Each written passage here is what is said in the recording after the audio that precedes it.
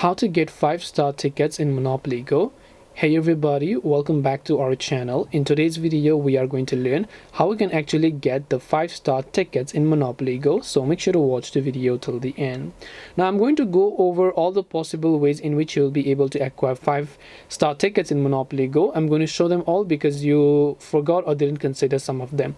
Now as you can see, the first time you open up the game, every day you'll be presented with a couple of deals that you might want to consider buying these deals, because there is a chance that they will be able to acquire rare stickers in some of them. So as you can see on this one, it has a minimum of certain daily requirements and so on. So don't want to spend money on Monopoly Go, but if you want the best possible chances of acquiring 5 stars, you have to consider the deals. You can also check the shop, and as you can see, there are stickers listed and some of the rewards in it as well. Besides this option which are paid, you can also always look out for events. As you can see, if you complete all the tasks over here, depending upon whatever task they provide you to do on the deals tab, it contains a big reward, and that reward contains a pack with a minimum of a gold 4-star sticker, or sometimes luckily 5-star stickers.